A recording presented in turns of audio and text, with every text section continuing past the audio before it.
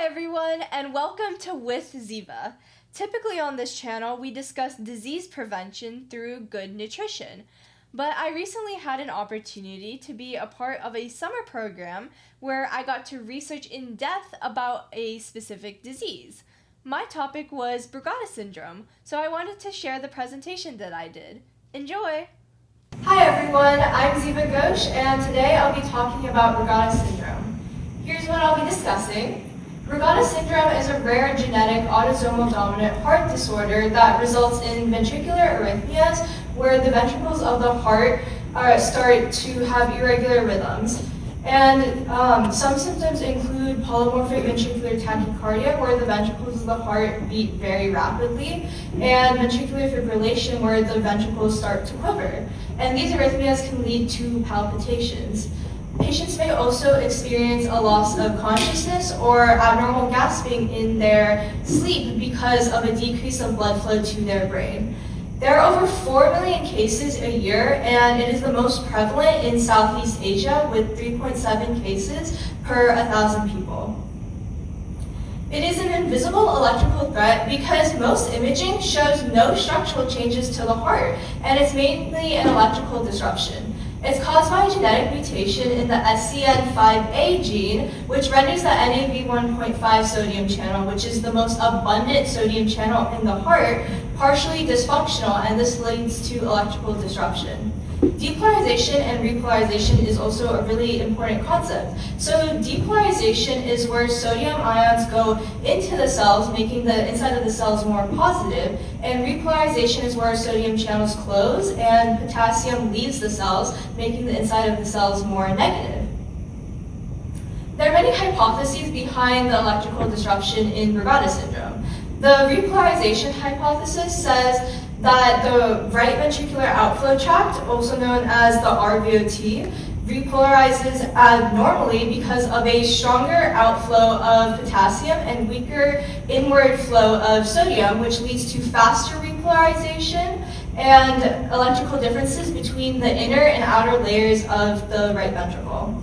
And even though imaging mostly doesn't catch any structural differences in the heart, a lot of patients have started to show microscopic fibrosis in the right ventricle. So the depolarization hypothesis says that because of a weaker influx of sodium and because of fibrosis, this causes slower depolarization and leads to fragmented or delayed conduction in the right ventricle. The current to load mismatch hypothesis says that the electrical current that's generated from depolarization is just not strong enough to excite the RVOT, especially because of fibrosis, and this leads to failure of activation of that region.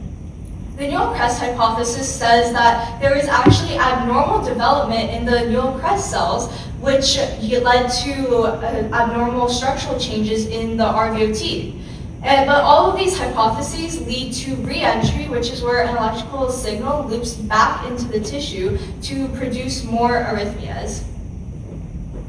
The G protein cAMP-PK pathway is also really important because PK phosphorylation typically increases expression of the NaV1.5 sodium channels in the cell membrane. But in Brugada syndrome, PK activity reduces because the ion channel shape has changed, and this decreases the sodium current and increases arrhythmia risk.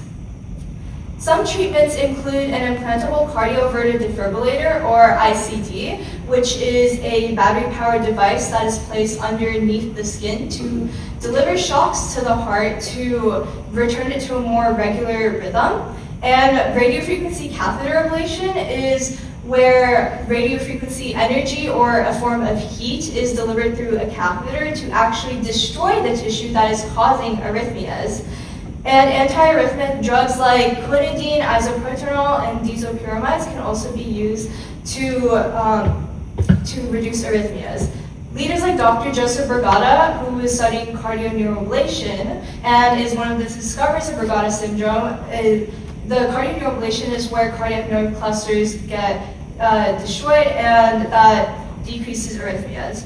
The BRAVE trial showed that epicardial substrate ablation is effective in reducing ventricular fibrillation reoccurrence, and another trial showed that ICD therapy is effective long-term but has complications like inappropriate shocks and also the need for a replacement. Being a part of this program has been an absolute privilege, and I'm incredibly grateful for the research skills I've gained, the memories I've made, and the amazing people I've met along the way. Thank you so much. That's all for today's episode. If you found something here that inspired you, please like, comment, and subscribe.